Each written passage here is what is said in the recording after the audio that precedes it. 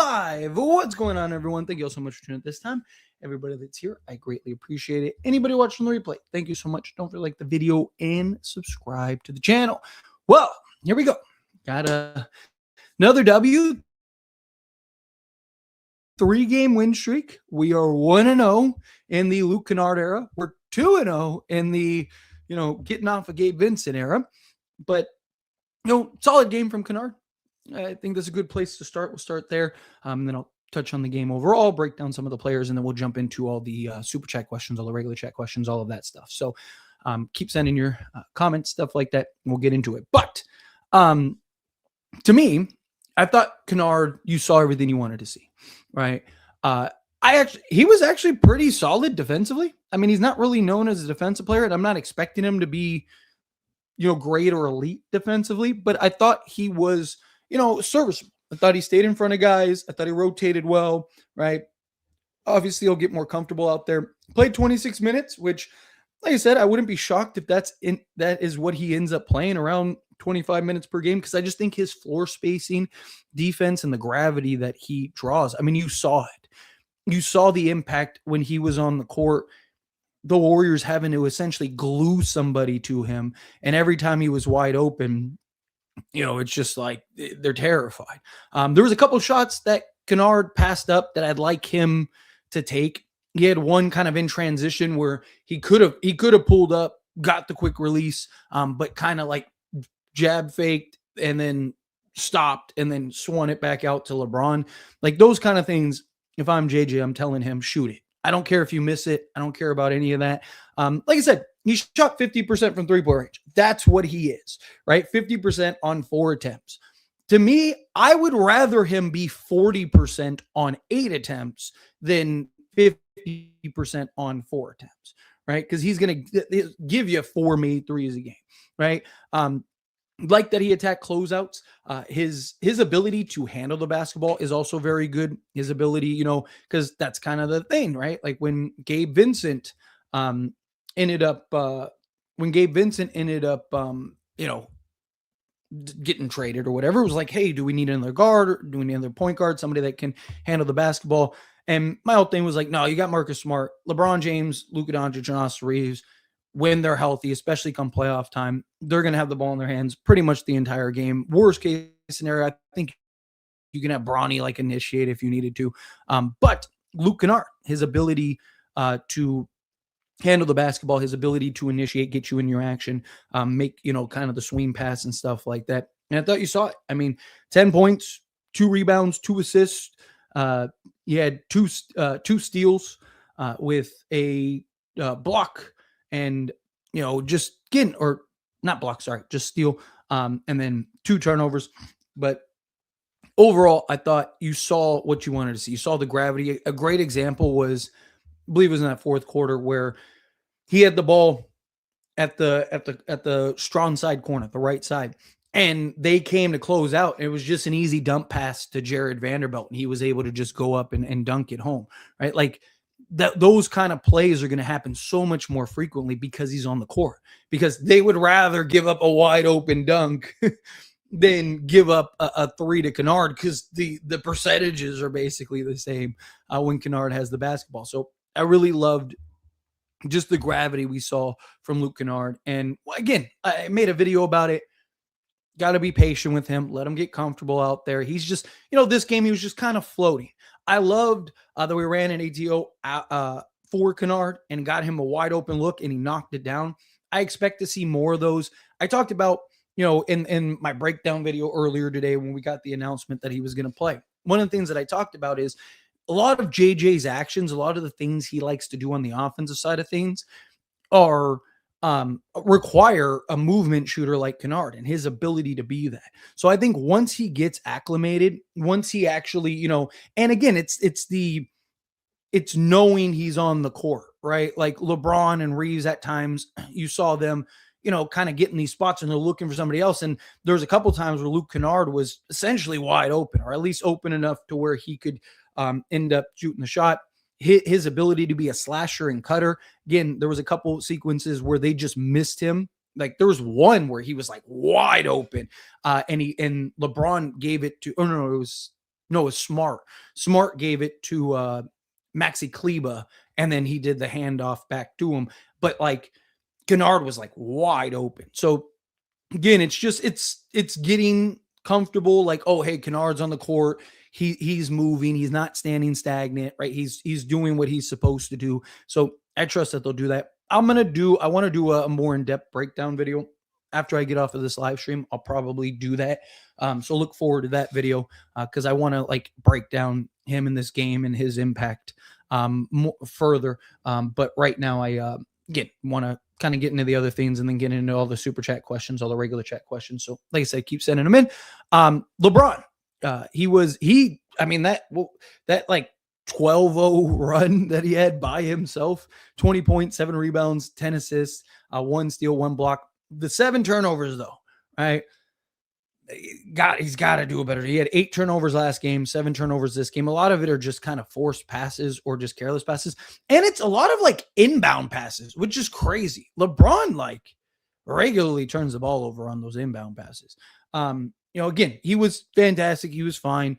Didn't shoot the ball exceptionally well, but he did LeBron things out there, which is what we needed. Kind of broke the Warriors down in spots and stuff, but got to do a better job of taking care of the basketball.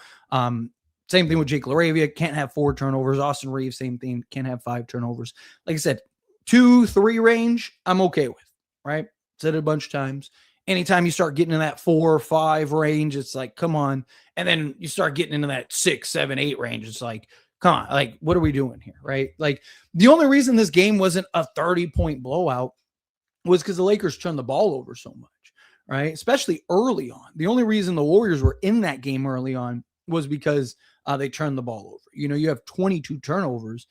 You got to do a better job of taking care of the basketball. You're not winning very many games having 22 turnovers. But Rui Hachimura, I'm telling you, when it rains, it pours, man. Like, another thing that Luke Kennard's going to do, he's going to make other guys better shooting the 3 ball just because he can shoot the 3 ball so well, and it becomes contagious, right? It becomes that thing where, again, when it rains, it pours. Like, you usually see one guy start getting hot and then everybody just starts hitting. I mean, you even saw with the Warriors, they were like 2 of like 12 or something like that, 2 of 13 or something like that from 3-point range.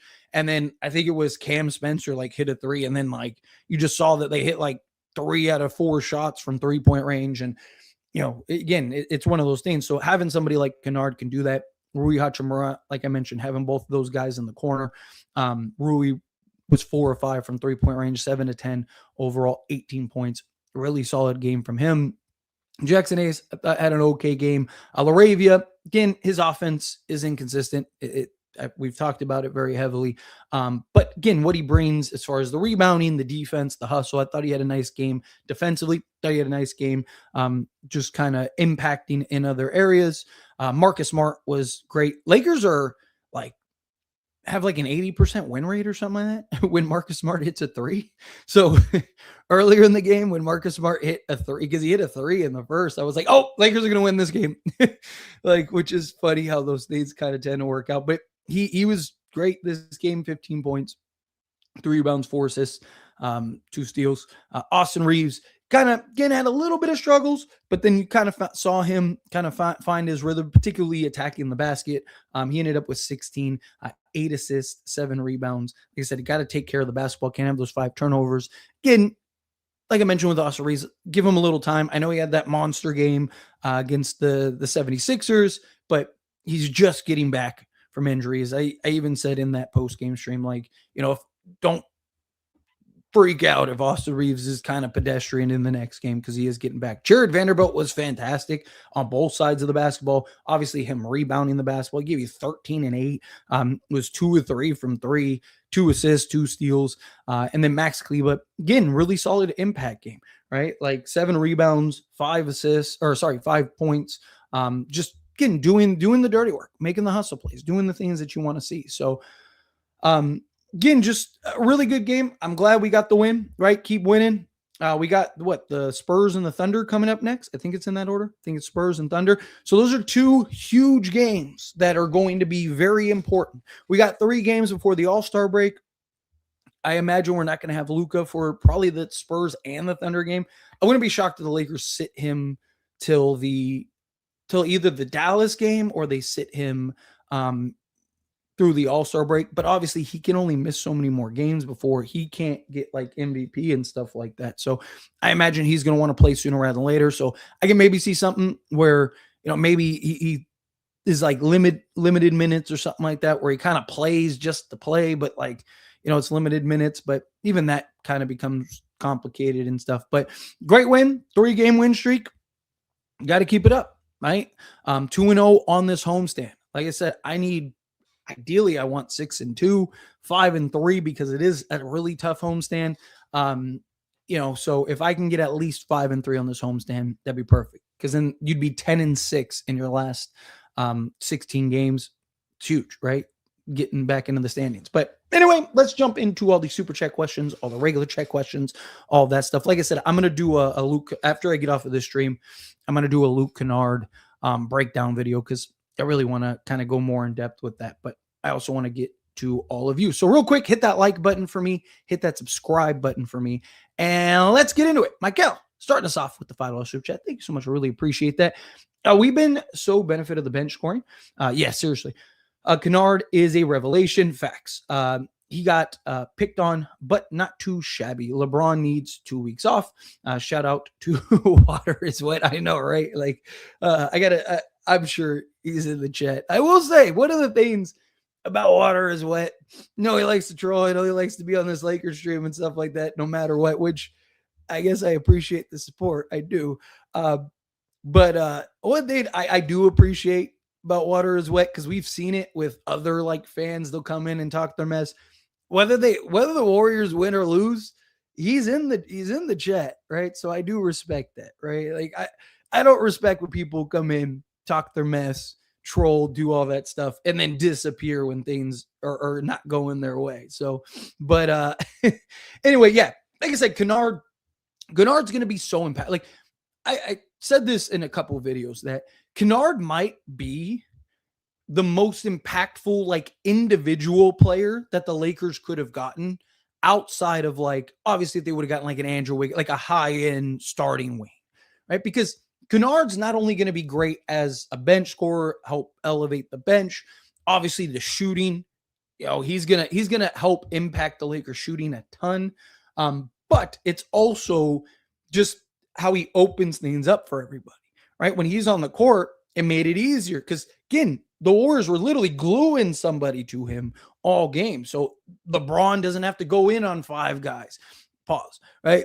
Austin Reeves, right? Like, it just is going to open things up. And even I talked about when Ayton gets back, it's going to open things up for Ayton too, because you can put Rui on one corner, Kennard on the other corner, and then Ayton, his ability to pass out of the double team or pass out of the post to wide open shooters is going to be very beneficial, but it'll allow him to kind of operate more on the inside, which I do think will improve him a little bit.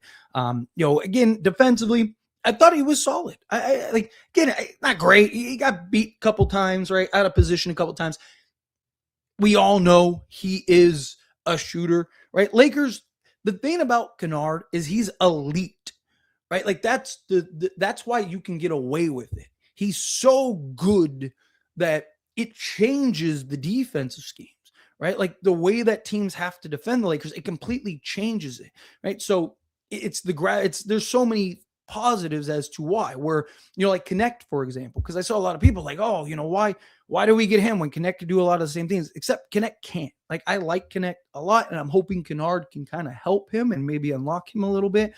But Kennard, you're talking about somebody that is elite shooting the basketball, and teams are worried about, right? Dalton Connect, teams will kind of leave open until they see him starting to hit a couple shots. Then they'll gravitate towards him. Kennard, they're constantly keeping an eye on him. And, you saw Lakers generate the most wide open looks in the league. So, I thought solid game. Yeah. I mean, the All-Star break is going to be really good for LeBron and the others, which is good, but appreciate you, Michael. Danny, coming out to $5 super chat. Thank you so much. I really appreciate that. I think LK was good defensively, and he's not undersized like Gabe. Yes, that's another that helps a ton, right? Because he does have the size and the ability and stuff like that. I like the trade since the beginning. He can be a huge impact for the Lakers, 1,000%. Again, I'm not expecting Luke Kennard to be our defensive like there. That's it. We got our defensive stopper. There we go. Right? Like, no, we just need him to be serviceable enough to where, he's not giving up 30 a night on the defensive side of things. He's going to get beat on occasion. He's going to have some bad defense sequences, but it's fine. He impacts the game in so many ways. I like the trade from the beginning. I get it's not the sexy trade. It's not this like, oh my God, we didn't get 3 or 4 guys. But as far as like an individual player goes, like, again, you go get a Kai Abaji, right? He'd be great. But his defense alone isn't changing the Lakers as far as a defensive team. And he's not good enough as a volume shooter to make the Lakers better. Like, I like that the Lakers went, okay, we're not going to be able to get this like huge turnaround. We're not going to be able to do all this stuff. Okay, then what should we solve? And the Lakers were like, okay, let's solve the easiest one, which is shooting and elite. If the Lakers would have gotten I don't know, they would have gotten like an average shooter, or say somebody that shot, like a Doug McDermott. There we go. That's the name I was trying to think of. Let's say they got like a Doug McDermott. It's like, okay, but like, that's not like, it doesn't give you defense. He's a good shooter, but he's not like, you're talking about Lakers got an elite shooter. So it's like, hey, let's fix the one thing that we can this offseason. And then obviously we're going to have some buyout guys and stuff, and we'll see how that goes and how that plays out. So just kind of things that I really liked. And I do think he's going to be a huge impact for the Lakers overall. But appreciate you, Danny. Thank you so much. 7-8 coming out, $5 chat. Thank you so much, as always. Luke Kennard will be a good role player, good IQ. Rob Pelinka is in trouble. The interview is telling he looked shook up. We need a wing. Yeah, I mean, we got the buyout market. We'll see. I imagine the Lakers will be patient and see who else, because there's a couple names that are still floating around on the buyout market that could make some sense for the Lakers. Rob Pelinka, the plan, like, after the recent news and reports, it was clear why the Lakers didn't do anything. Right. Rob Pelinka said that, they turned down a couple offers. They were aggressive. They tried to find things, but just ultimately decided to stay put, which I want to talk about. I'll have a video about that as well. But it's also, with this offseason, you have the cap space, you have the assets. Lakers are projected to have the most cap space this offseason. You have Luka, you have Ospreys, you're the Lakers, right? I really think now that we had the report of like, hey, Mark Walters wants to reshape the front office. That doesn't mean Rob Pelinka is going to get fired. I would still be a little surprised if he gets fired. But the fact that they want to reshape the offseason or the front office and everything like that, I think it was like, my guess, obviously I don't know. I wasn't not in the front office or anything like that. My guess was, hey, if you can find the right, hey, we have to take this, then do it. Otherwise, preserve, right? Because we're going to revamp this thing. We're going to go get the scouting and all that other stuff and revamp the front office stuff. That's kind of what it seems like happened. Kind of seems like the front, like Mark Wall, again, after the, who was it? Damn, why am I blanking on who it was? But anyway, the report of like, hey, Lakers are going to revamp that. It's kind of my guess. But yeah, Luke Kennard, I think, is going to be great for us. And I also like the acquisition of Luke Kennard because it gives us a player beyond this season, right? So it wasn't like we just got somebody that's going to be a rental. He's somebody that makes sense even next year, and he's not going to be a $15 to $20 million guy, right? He's $11 million this year. He's probably, you probably can sign him in that 8 to 11 million range. So if he continues to show and be really good this season for us, then we can easily keep him, have him be on the roster, and then go fill in the other blanks. So appreciate you. Thank you so much. Cosby coming out $2 from chat. Thank you so much. Really appreciate it. Yes, sir. Beat the butts. I'm so sick of Draymond. Yeah, I mean, some of the antics with Draymond, it's like, come on, man. Like that shoulder shove on Reeves. It's funny. You sent another one. Thank you again for the other super chat too. Yeah, so these both kind of tie in. I was just gonna mention that, and then I looked down and saw that. Yeah, like the Draymond, shove on AR and stuff like that. Again, it's so unnecessary, right? Like, I understand setting a hard screen, setting a hard pick, but like to shoulder a guy, again, I grew up in the 90s. So that's something, 80s, 90s. It's something that early 2000s was the norm. But like, again, we're past those days. It's like the fact that like Draymond had two significant hits and neither of them were like even just looked at, even at least look at it. And if you decide it's not worth it, then it's not worth it. But I do like the Lakers handle business. If it wasn't for the turnovers, Lakers beat this team by 30, right? Like this game was over. Lakers just had 22 turnovers that led to, I think, 22 points or something like that. So again, that's essentially what kept this game close. And again, this same Warriors team came off of a huge win the other night, but glad that the Lakers stuck it out. Were able to pull out this win. And then once the Lakers got control in the third quarter, that was basically it, right? Like they just kind of took it over from there. So it was a great win. But appreciate you, Cosman. Thank you so much for the super chats. All right, let's get into the regular chat until some more trickle in here. All right, let's get here. Lakers got lucky. My glorious King, Steph Curry. Luke hooped. Yes, he was. He was really good. WWW. Let's go. I love Luke, but man, we need Sleepy Pelinka to do more moves. He just talks and sucks as a GM. So he made a trade every year. He makes tiny, insignificant ones mostly. I mean, I disagree, right? Like, so, okay, let's go through some of these trades, right? Obviously, the Westbrook trade was not a great one. But again, that wasn't him. And he wasn't the president of basketball operations. Jeannie was. Jeannie made the call on the Westbrook thing. Everyone blames Rob Pelinka for it. Rob Pelinka just this offseason became the president of basketball operations. Rob Pelinka wasn't making all the calls. How do we know this? Because Miles Turner, right, and Buddy Hield got vetoed by Jeannie, right? Rob pulled a rabbit out of his hat. And I still, to this day, believe the Lakers win the championship that year if he did it. Okay, let's go to the trades from the beginning. Obviously, the Anthony Davis trade. We win a championship. Following season, the Dennis Schroeder trade. If the Lakers don't get hurt, remember, LeBron was on one leg. Anthony Davis was dominant, and he ended up getting hurt.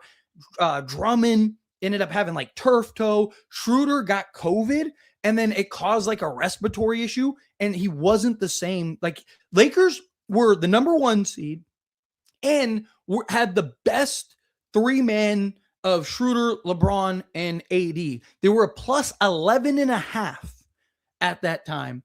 And then LeBron got hurt, Schroeder got COVID, and they were never the same. Other Lakers were still up 2-1, looked like they were about to go up 3-1 against the Suns, and then AD gets hurt. Otherwise, the Lakers probably win the championship, right? People say like, oh, Rob Pelinka tore down the 2020 roster. He didn't. We won the championship, and he literally upgraded. He was being praised as like the best GM in the league that time because he went and got Montrezl Harrell. He went and got Dennis Schroeder, Marc Gasol, and everyone was like, dude, like Rob Pelinka is the greatest GM ever. And then injuries killed us. Otherwise, we probably go back to back. Then you have the Westbrook trade, which again was Jeannie. Then after the Westbrook trade, Rob Pelinka trades Westbrook, and everyone said that we would have to give up 2 firsts just to get off of Russell Westbrook. That's not even counting getting players back. And he ends up turning him into Miles Turner and Buddy Hield, which Jeannie vetoed, and then goes into the offseason or into the trade deadline and turns it into enough talent for us to get to the conference finals. When we started 2-10, it was a total disaster. Great trade by him to be able to turn that. Obviously, D'Lo, playoffs, but Rob doesn't, like, you don't know that. D'Lo comes in and literally sets the record for the Lakers for threes. He's putting up 30 every other night. Like, Rob doesn't know that D'Lo's just going to disappear in the playoffs, right? And the previous year, he was really good for Minnesota on their run, right? So then, okay, then what happens? Then the following year is the only year Rob Pelinka doesn't make a trade, and nobody made a trade. The prices were ridiculous. That was the year we were trying to get DeJounte Murray, right? And then everybody that was available at trade deadline still was available. And then the offseason all went for half the cost, right? So then that trade deadline, right? Which is the last trade deadline, not this past one, the last trade deadline, Rob trades for Luka Doncic. Like, and Dorian Finney-Smith. And then this trade deadline, like I said from the beginning, this is probably the best year to just stand pat, do what you need to do. And he still ended up making a trade that might be the best singular trade. Oh, yeah. And by the way, he also cleared $500K off the books to bring in 2 buyout targets. So again, like I've said, I don't care what the end result is. I just care what I'm sorry, I don't care how you get to the end result. I just care what the end result is, right? So if we end up landing, Cam Thomas and Day'Ron Sharpe, those are guys we're willing to trade for, right? So if we get into and we land those 2, I don't care if we trade for them or we get them for free. Who cares, right? Like, as long as I don't care how you get to me, I just care that you get to me, right? Like, so again, I don't think Rob has made tiny, insignificant moves mostly. Every year he's made big swing trades, right? Again, from, even if you want to blame him for the Russell Westbrook trade, that was a big swing trade, right? Like, he's made big swing trades and some pay off, some don't, right? But I appreciate you. Hit that like button. Yes, please. If you haven't yet, hit that like button, hit that subscribe button. Tyler, let's go. Luke is him. What a debut. Shout out to Maxey once again. He's making a huge case not to be waived. LOL. I think it'll be Dalton if someone does get waived. Big win. So, yeah, first off, again, what Luke brings is just his impact is going to be immeasurable, right? Obviously, his scoring and his shooting and stuff like that. But again, his ability to spread teams out, his ability to make plays and read, right? Like, it's so valuable, right? He just had some great passes, some great reads. That's just going to go a long way.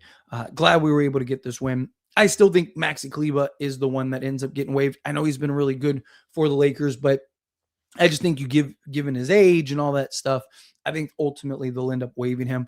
I wouldn't expect any moves. So I actually have a video about it recorded. I'm going to post it tomorrow.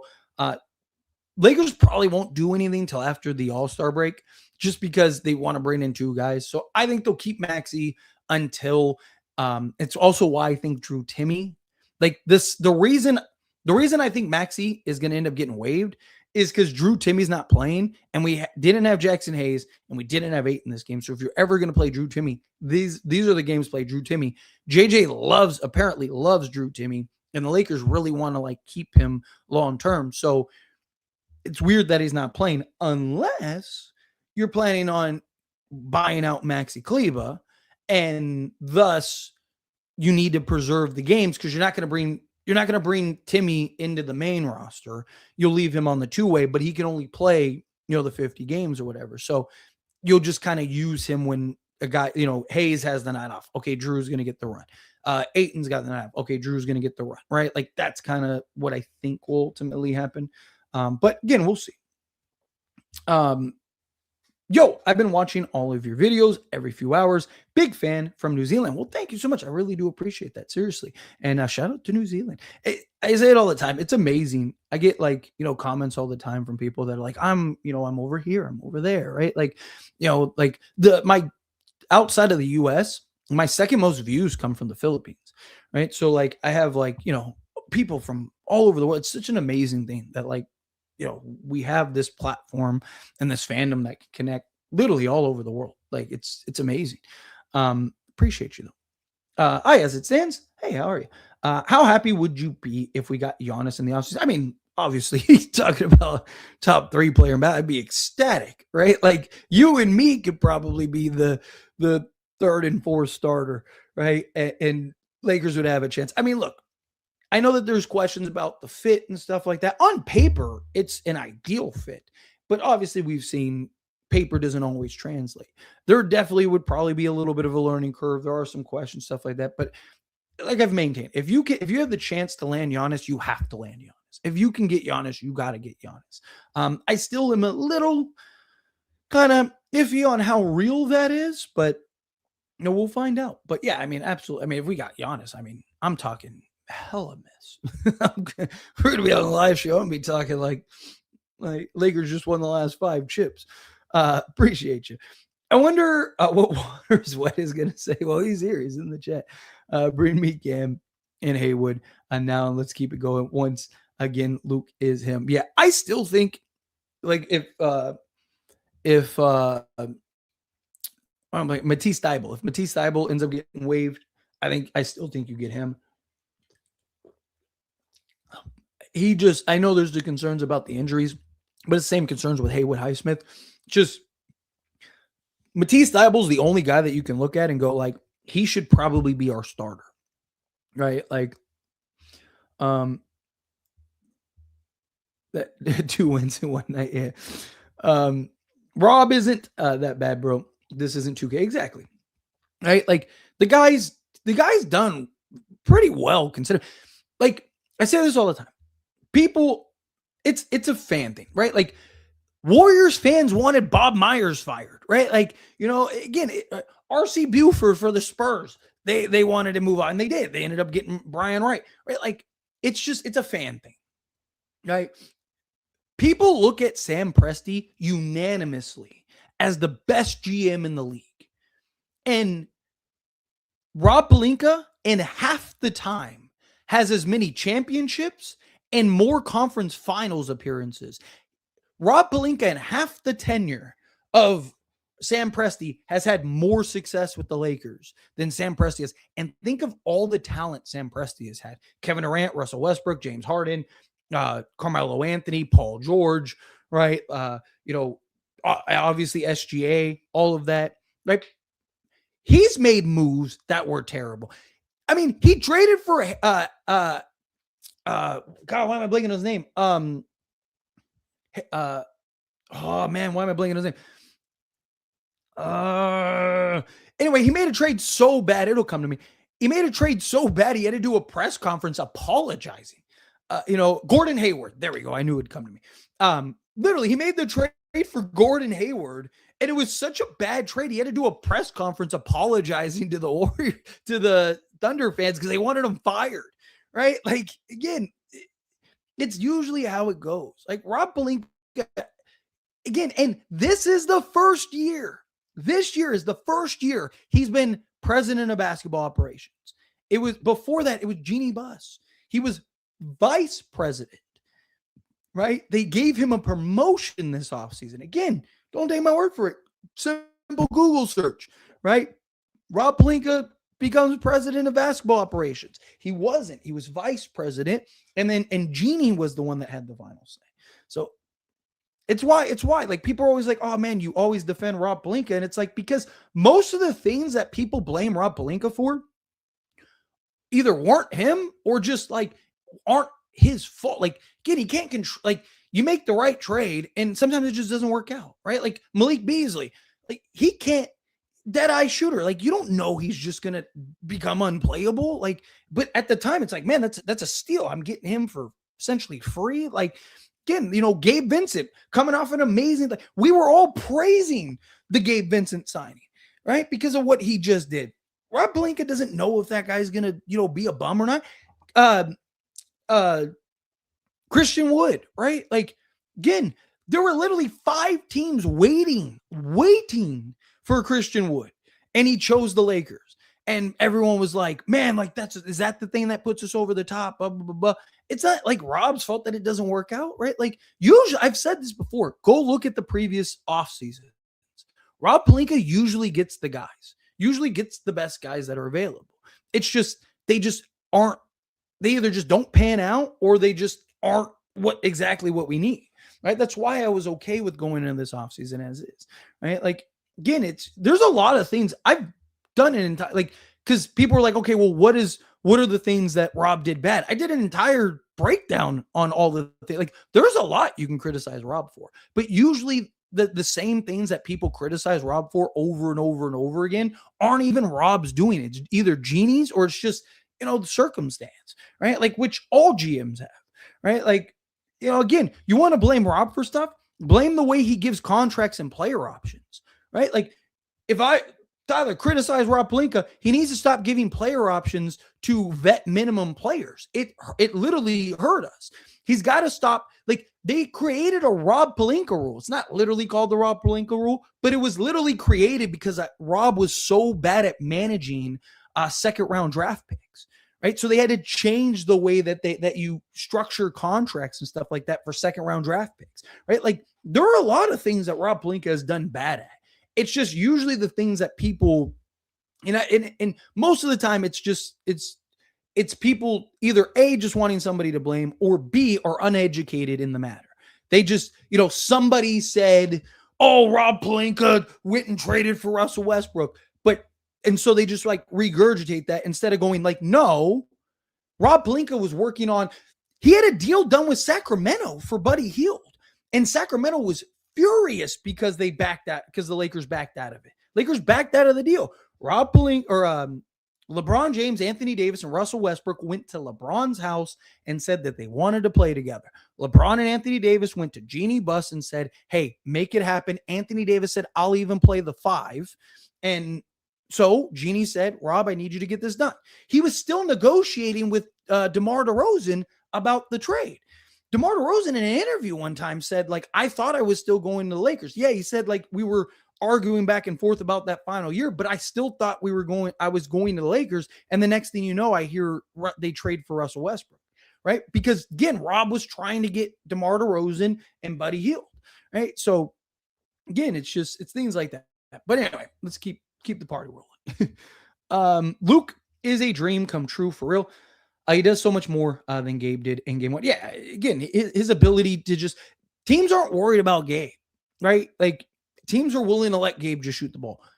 Teams aren't going to be that way for Kennard. Plus, Kennard is a better just movement. Like, he's better at moving without the basketball, better cutter.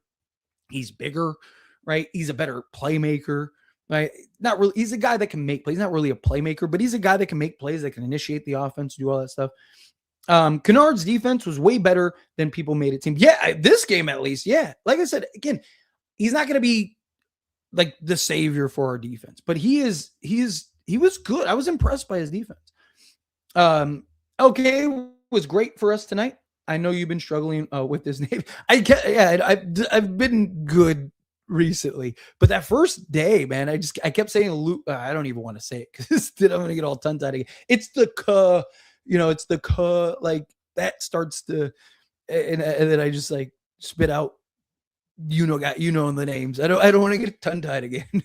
But that was great. He makes the right plays in his first step. It's crazy. Yeah, he's really good at just attacking those closeouts. If we didn't turn the ball over so much, this isn't even a game. Yeah, I agree. 1,000%. Lakers win this game by 30 if they didn't turn the ball over 22 times. Thank God AR is back now. We can continue the Tyler hate rants. Yes, facts. Kennard was great. I knew he had some playmaking skills, but I didn't know he was that good of a passer. Yeah, I mean, he's really good at making reads. Again, he's not, I've talked about this before. I've actually talked about this in past years about Austin Reeves. And to Austin Reeves' credit, he's actually evolved into a playmaker. He's fantastic now as a playmaker.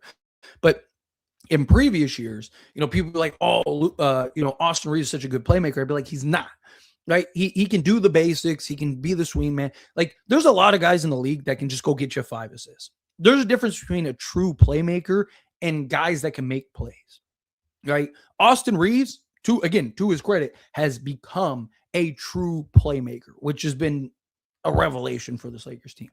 Kennard is one of those guys that can make plays. He can make reads, right? Like he can, you run the pick and roll even. Guy cuts, he can make the read. But like the difference between that and like a playmaker is breaking defenses down. He's reading and reacting, right? Like he's creating the situation rather than the situation is creating and he's, feeding off of said situation, right? But Kennard's, his ability to just, again, high IQ guy, makes good reads, can be the swing man, make the easy pass, the easy play, on top of shooting the lights out of the basketball. It's really good. This game proved to me that we do not need Cam Thomas. Last thing we need is more turnovers. I still think, and I did a video about it earlier, I really think the two best options for the Lakers, assuming he actually gets bought out, he hasn't been bought out yet, but he is expected, is I still think Matisse Thybulle and Haywood Highsmith. I understand the injury concerns. I understand all of that. But they're the two guys that give you the best upside as far as two-way play, right? Like, it does help that Austin Reeves is coming off the bench right now, so it kind of inflates our bench stats. But I do think, again, to me, I look at it more so come playoff time, right? Come playoff time, you're not so worried. Like, LeBron, Luka, and Austin Reeves are going to play 45 minutes a night. Right? You're always going to have one, if not multiple of them on the basketball court. So to me, getting a Matisse Thybulle and Haywood Highsmith gives you two more legit two-way guys that can knock down the open three at, a 38 to 40% clip. Matisse Thybulle, 2 out of the last 3 years, has shot 39% or better. This year, he's actually shooting like 67%, but it's on like a very small sample size. But to me, I just think that that's the better approach. You get two defensive players, get two guys that can spread the floor, knock down the open three. And I just think they would be more impactful come playoff time. Cam Thomas would be great for the regular season, right? Especially right now with Luka Doncic out. And then before that was Austin Reeves. To have that other playmaker, or not playmaker, but have another guy that can, make the occasional plays. He's more of a ball hog than that. He's the typical six-man, right? To have a guy that could self-create, score the basketball, put the ball in the hoop would be great for this Lakers team. So, but I look at it more so come playoff time. Like, how much are you even playing Cam Thomas? Like, I could see Cam Thomas having those, like the Lonnie Walker moment. I could see him having a couple of those where he's just lights out and just like drops 30 and Lakers win. But I just think consistency-wise, Matisse Thybulle and Haywood Highsmith would make the most sense because I just think they would be better. They'd be better playoff players for what we need, right? To be able to get stops, generate stops, score the basketball, things like that. But we'll see. Gabe, this is for you. What's going on? What are the worst defensive teams in the entire league? What are the worst defense teams in the entire league, but we're the best team on defense when it comes to clutch moments? We're one of the worst defensive teams. But yeah, Lakers are actually the best fourth quarter defense, and they're the best crunch time defense, which is why, like, I've said this a million times. Don't be shocked if the Lakers are actually really good on, like, come playoff time. Like, genuinely. All of the things that the Lakers are really good at, you need to be good at for a deep playoff run. They're one of the best road teams in all of basketball. Their issue has been at home. They've not been very good at home. Until the recent skid where they lost, they lost like 5 out of 6 games or whatever.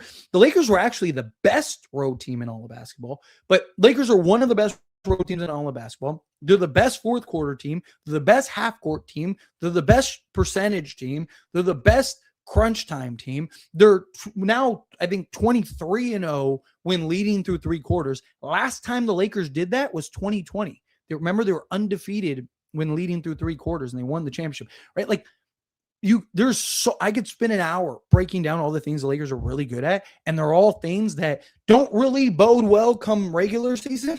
That aren't really great regular season things, but are excellent come playoff time. Oh yeah, and by the way, Lakers have Luka Doncic and LeBron James, 2 of the best playoff performers ever, and 2 of the best, like, 2 guys that have more experience than like 90. I mean, LeBron has more experience than like everyone in the league combined, right? And hopefully, knock on wood, if LeBron's healthy, you got to think the last 3 off seasons, or not off seasons, postseasons, last 3 postseasons, LeBron hasn't been healthy. Facts, he was good on defense. Yeah, exactly. Like, again, just all I need you to do is just be serviceable. Luke changes a lot for the Lakers. Yes, he does so much for this Lakers team. Luke's defense was locked down. Dude was making quick, solid passes. Luke, not Luka. Yeah, he was very good tonight. Seriously, made right reads, stayed in front of guys, did all the ththings that you wanted. He checked off all the boxes.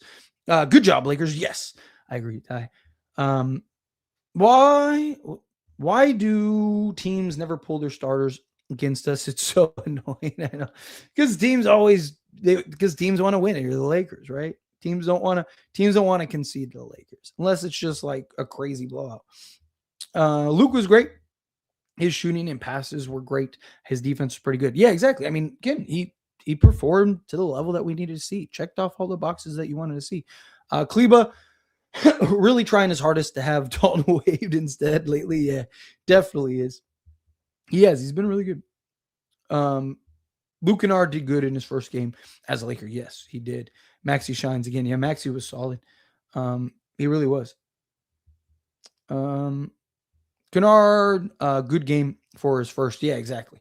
Like I said, we got to be patient. Give him time, right? Like, again, he's not going to be a guy that's going to go average 20 a night. Like, he's not, right? But he's a guy that, if I think, can give you double digits a night.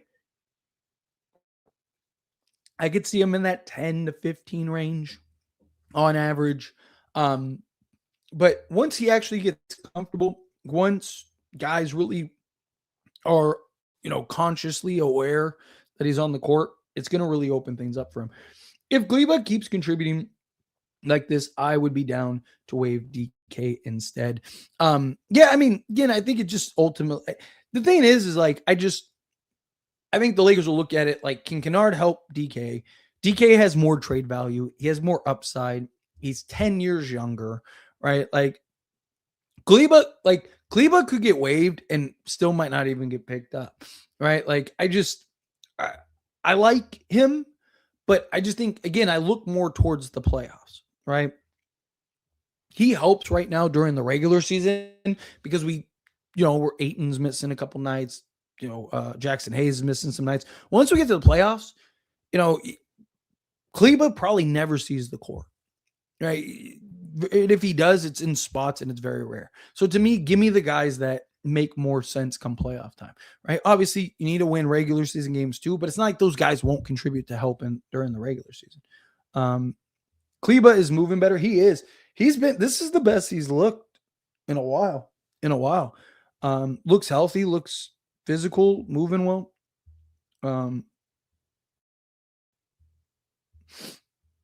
Nice game from Maxey and Luke. I really don't know who should be bought out now. Again, I still think it's Maxey. I really like Maxey, but I just think he's the decision.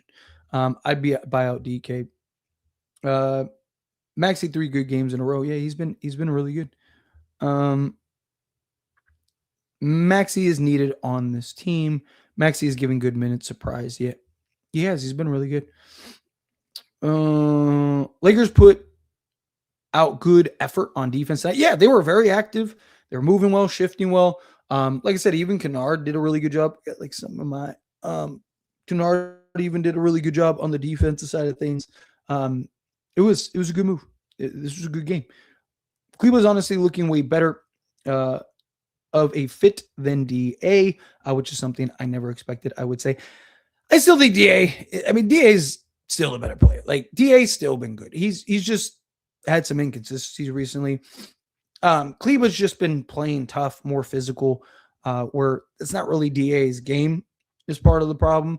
But I also, like I said, I think Luke Kennard is going to help a lot. His gravity will make things easier for DA on the inside. Luke Kennard, dribble penetration, I'm wild. Yeah, he's really good at, like, because you have to close out so hard on him. And that's a huge benefit, right? Like, because you have to close out so hard on him, an easy pump fake, and there's one guy, and then now you have to make the decision, do I collapse? And he can make the pass, he can make the lob threat. I'm surprised. It's surprising Maxey's been hurt off and on ever since the Clippers injured him in the playoffs. Maxey and Luka led the Mavs in the playoffs. Yeah, Maxey's a very good player. I even talked about it in my breakdown video when we traded and landed him.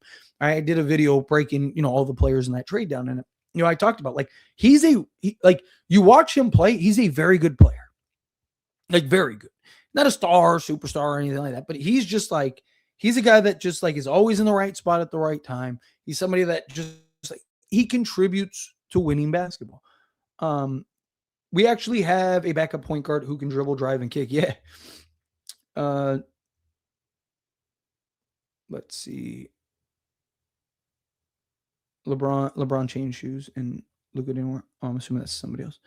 A win is a win, but I don't like that we struggle the way we did. I get AR only playing 25 minutes and no Luka, but dang, I mean, it was really turnovers, right? Like this game, Lakers win this game by 30 if it wasn't for the turnovers, right? And that's what the Warriors do. Warriors are really good at generating turnovers.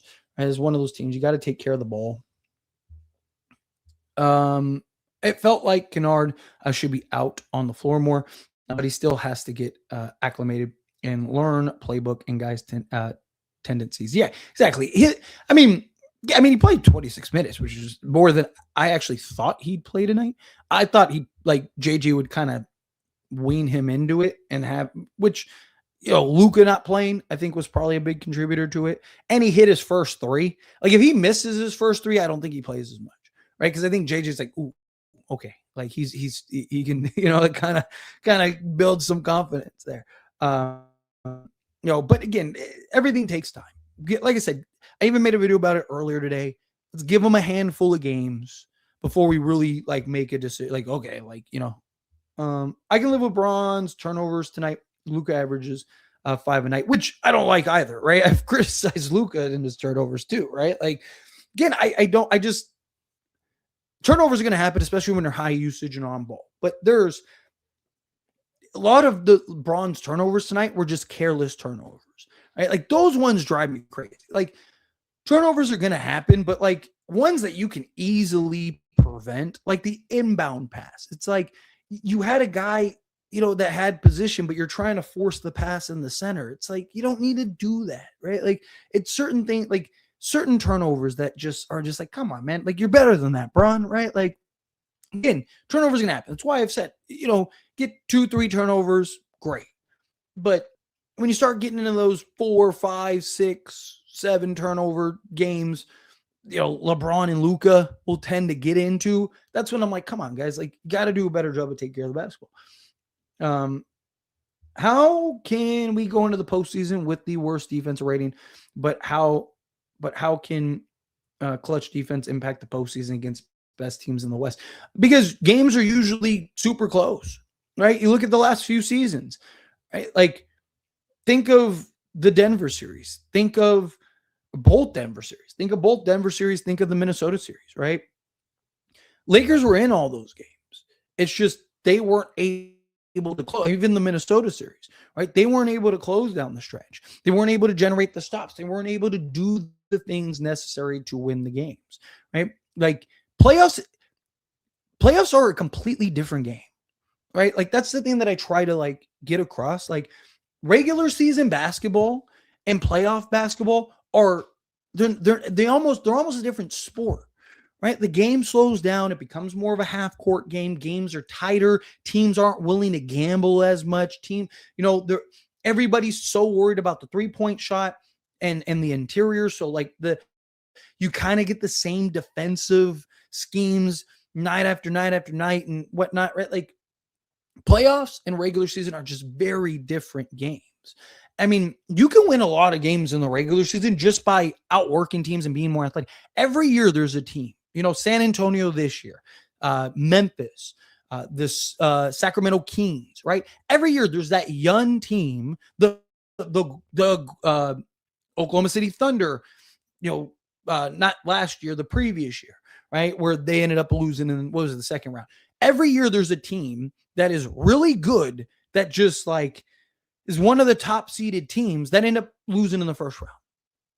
Memphis lost in the first round. Sacramento lost in the first round. OKC, right? Like the Spurs, we'll see. But because again, if you're young, athletic, and good, not great, just good, you're going to win a lot of games during the regular season, right? Because you play a lot of bad teams.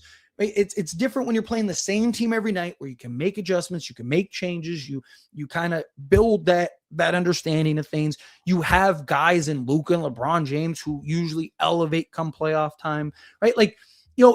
Really, to me, it boils down to Austin Reeves. If Austin Reeves can be what he's been in the regular season or even a version of it come playoffs, Lakers have a really good chance. Again, it's not something I would bet on, but like, I wouldn't be like, I say it all the time, don't be shocked that the Lakers are really good. Like, I think bare minimum, as long as the Lakers are a top 4 seed, they get out of the first round. I think Lakers will be at worst a second round exit, depending on the matchup. The only teams that I worry about come playoff time is Denver and OKC. Denver, they might be the best team in basketball. The only thing that gives me like some like maybe they can beat them is Luka loves to play Denver. Lakers are undefeated since we've gotten Luka against Denver. Lakers have not lost to Denver since we got Luka, right? Like, Luka loves playing Denver because Jokic is his buddy. It's his best friend, right? Like, he doesn't want to lose him. He wants to smack him every time so he can talk his mess, right? Like, so that's the only thing is like, I could see Luka having like a monster series in that matchup and give us a shot, right? So again, there's a lot of things in the playoffs that happen that don't happen in the regular season, right? Like, again, the style and things like that. Hey, Tyler, how are you doing? I'm doing wonderful. Got a trade, got a win, right? Lakers 3-0 in this recent stretch, all of it. How are you? I hope you're well, Mr. 81. I appreciate you. Also, what do you think about the Warriors trading for Porzingis? I think it's a waste because AD has more games than him these past 2 years. I don't really get it, if I'm being honest. Like, I don't think it's the best trade, best move, especially like even Kuminga for Atlanta. I don't really like. The first thing I said when he got traded was like I was on the live stream when I was like, why? Is it why? Like, where does he even slot in? Where does he even play? Are they going to play him at the 4? Like, sure. Like, but even then, like, you have guys like, it just, I don't know. I don't really understand it for Atlanta. Right? I still think I wouldn't be shocked if Atlanta just kind of waives him in the offseason. Kind of sees how he plays this year and then ends up, because he has a team option, I could see them maybe getting off him. So be shocked if Kuminga is a Laker in the offseason. But as far as Porzingis, it's like, I get the idea of, it's kind of the Lauri Markkanen idea, right? He can be your center, he can block shots, he can spread the floor, give you 20 points a night. But he's just like, I don't think he moves the needle enough for where the Warriors are now the best team. Like, they actually have a chance to win a championship.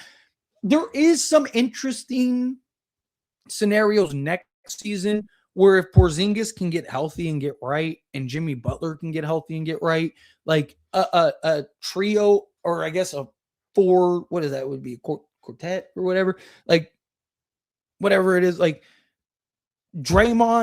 Steph, Draymond, Porzingis, and Jimmy Butler with like DeAnthony Melton is a pretty good squad, right? Like, if they're healthy, like, that could be a tough team, right? So I do think but it's just, again, you can't trust him, right? Like, he's one of the most injury-prone players in the league. But I just didn't understand trading Kuminga for him, right? Like, it's odd.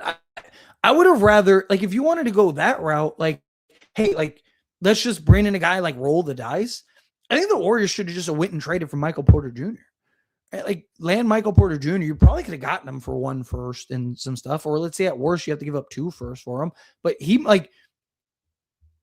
has the potential, I think, to move the needle more than Porzingis does. And 2, worst case scenario, you have Michael Porter Jr. and then Jimmy Butler next season. So now you got Jimmy, Porter, and Steph. Like, I like that better, right? Like, I don't know. It's just a weird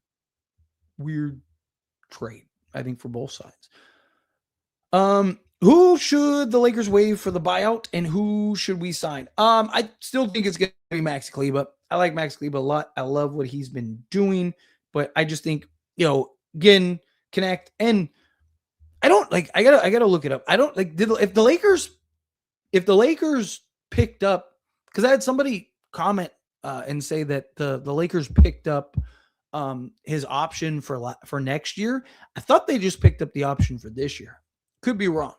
So I got to double check that, because if they picked up his option for next year, then they can't waive him because they're not going to have $4 million in dead money. So Maxi Kleber would be the only one that they can waive.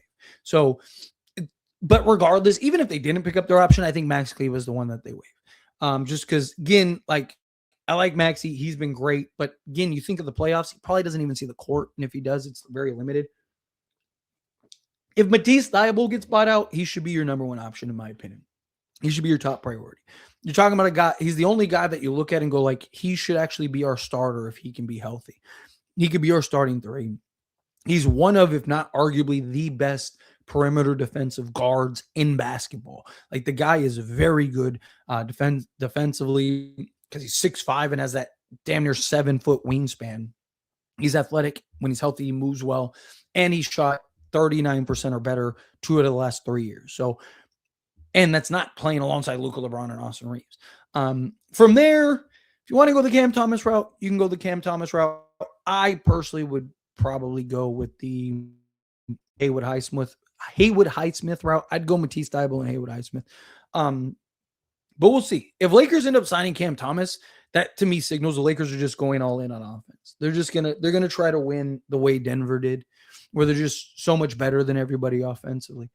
They were fouling AR and LaRavia, but Braun was just throwing the ball away. Yeah, there was some tough out, but the Warriors have always gotten things. Tyler, why aren't you calling out LeBron for his horrible play and turnover? You must have came in either after or left the comment before I talked about that, because I literally talked about that. Good win.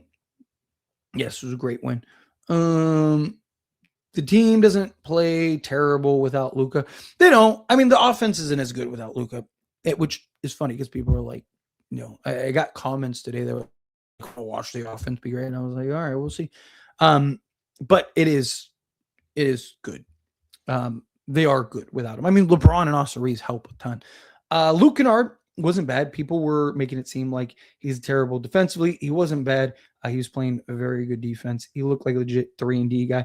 Yeah, again, I mean, look, anybody that goes to Lakers, people are going to downplay, right? Luke Kennard goes to Denver. Everyone talks about how they'll hand Denver the championship trophy now, right? Like, it's the Lakers. It's the Lakers thing. It sucks Maxey can't hit threes. Otherwise, he would be the perfect backup for small ball big. Yeah, he's not consistent. He's 35% for his career, something like that. Let's see.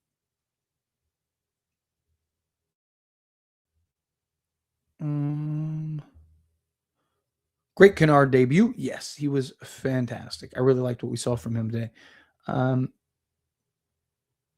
He's not taking Dalton's role. That must be to somebody else. A hug from Brazil. Oh, thank you. Shout out to Brazil. It's another place I get a lot of views from. I get a lot of views from Brazil, which again, I appreciate you. Lakers fan, but Goy Santos is the name. Yeah. Yeah, from Brazil. Yeah. Appreciate you. Saying Kennard era is wild. Nah, Kennard. This is the Kennard era. We're in it. We're in it. You better strap in, ladies and gentlemen. Let's see. Luke is too elite of a 3-point shooter to be affected by the Lakers curse, and is actually decent on defense. Keep him long term. Exactly. That's one of the things that I talked about, right? Like, he's somebody that I like the move because it was a move that helped now and beyond. It's not somebody that you just traded just like, again, like I mentioned, you get somebody like a Doug McDermott. It's like, so you just made a trade just to say you made a trade to kind of like quiet Laker fans. Like, no, this was a move that made us better. That is going to open things up, but is also a play that helps us keep guys beyond this season. So again, I really like the move. Vando plays well every game, in my opinion. He does things that help win the game. Yeah, I mean, he's one of the most like impactful guys on this roster. Just he's our best dirty work guy. He's their best margin guy. Lakers were moving the ball around a lot more with Luka sitting out tonight. Yeah, to Luka's credit, he has done better the last like handful of games or so. I'd say a couple handful. It's been a while. Moving the basketball and not sticking. He still can kind of get in his zones at times where he's, ball dominant, like overly ball dominant, but he's been much better than he was earlier in the season. He's taking better shots and stuff like that. I think they can go far if they can get Highsmith, another guy. Yeah, again, I've said don't underestimate the value of 1, 2, and especially 3 guys. Once you start getting 2, 3 guys, it's almost a completely different team because you only run 5 guys on the court at one time, right? So you add 3 new guys to the rotation. Again, you're almost a new team. If SGA missed the All-Star game, could Austin Reeves take his spot? I hope so. He deserves it. He's been All-Star level this year for real. Vando was moving. Oh, he's shooting 33% this year from 3. Vando was moving good with Luke stretching the floor. Yeah, and again, Luke had that great like entry pass to him as he was cutting and stuff. Because again, he just takes so much attention. First half was hard to watch, man. Luka's offensive impact is out of this world. He is the engine. Yeah, absolutely. I mean, again, you're talking about one of the best offensive engines ever.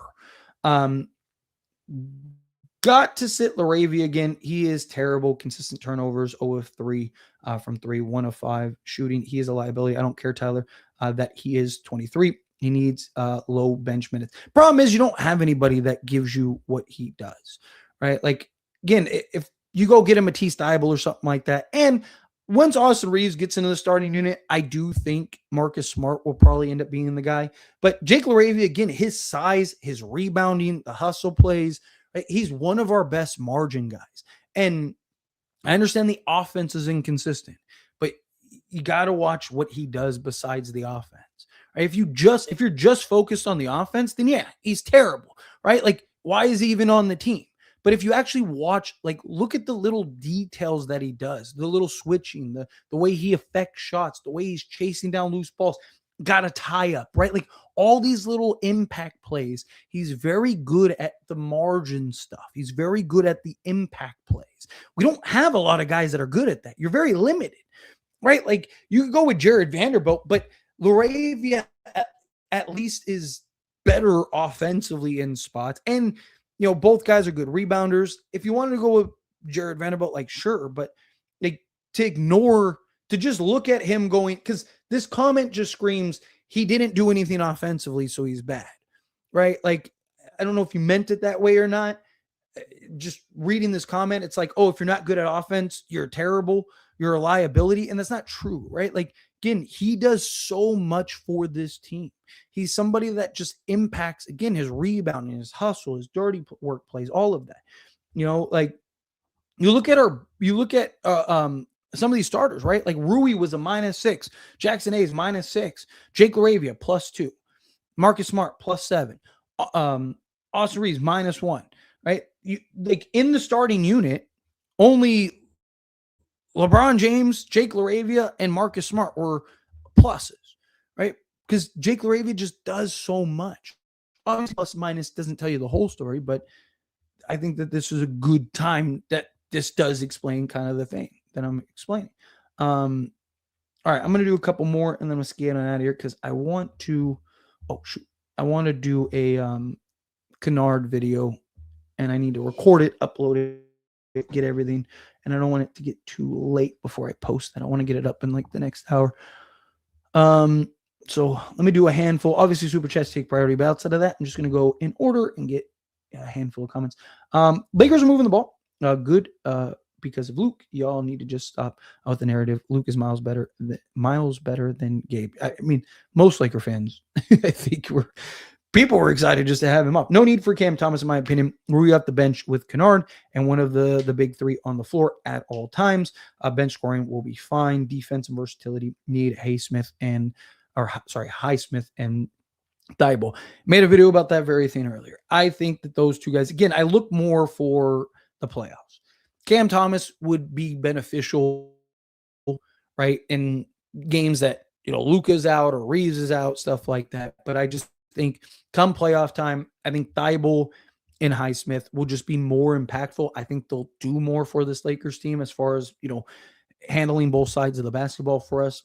I think that's the right approach. Not going to lie, I don't want to face the Warriors when they're healthy. I'd rather play Minnesota this year. Wow, things can change. People said the same thing last year, and I was like, I do not want to play Minnesota at all.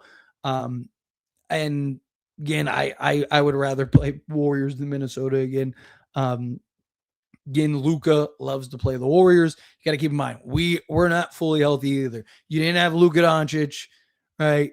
Who is getting top 3 to 4 player in all of basketball. Like I know Steph was out, but at this stage, does anyone think Steph is better than Luka? So we're missing our best player, and our third best player is on minute restriction, right? So he's basically half productive, right? Like again, it's just I understand. Like Porzingis, yeah, he could be interesting for them. I like the matchup. I think we'd be fine. Stop turning the ball over. Take care of the basketball. Lakers, I think. I don't think they don't steamroll the Warriors, but I think they handle that pretty. I like the matchup against Minnesota better this year than last year, right? Like I would be much more comfortable playing Minnesota last year than this year. But Warriors, again, obviously Warriors are that team that you have to beat in the playoffs. They are so tough to beat. But I think the Lakers dismantled them. I think Lakers have too much size. Warriors are too small. They still don't have the interior size. Porzingis will help in some areas, but he's more of that floor spacer. Should have been ejected this game. You're not wrong. Only allowing 99 in the modern era. Love it. Great all around game. Yeah. Look, Lakers have had some of these like just solid games, which I really like. Again, it's just locking in, staying locked in, stay focused. We will not see them in the offs. Yeah, likely not. We probably won't. Because they're gonna be a play-in team. Lakers are not winning the next 2 games. The Warriors are still going to win the series 3-1. Sure. Water is Wet created another account. Man, Water is Wet put in double time. Is that what this is? Gabe's the biggest addition by subtraction player in the league. In my opinion, the best defensive game of the year.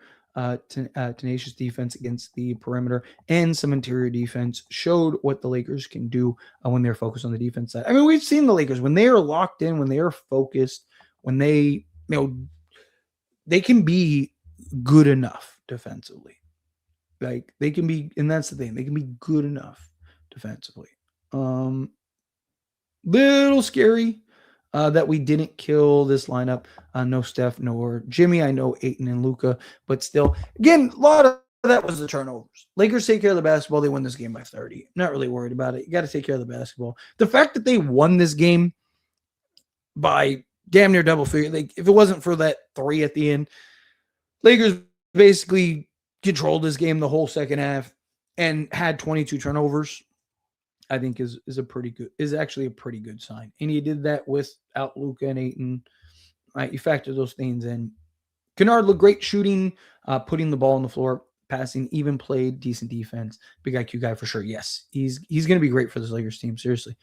Luke was playing good defensively as much as people were hating. Yeah, again, I think he'll be serviceable. He's not known as a defensive player, but again, just don't be a liability out there.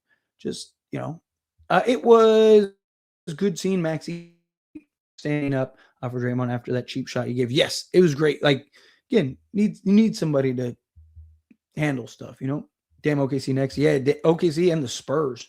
It's going to be 2 tough games. Got to get that win. Got to get those wins. But for our sake, I hope DeMar doesn't get bought out. Supposedly, he's not. Do you think Laravia will fall out of the rotation in the playoffs because Kennard might get more playing time? Probably not, because you're still going to need Laravia and his defense and whatnot. I think it depends on who we end up getting, right? Like, and what is their level of performance right now? Like, as it stands, no pun intended.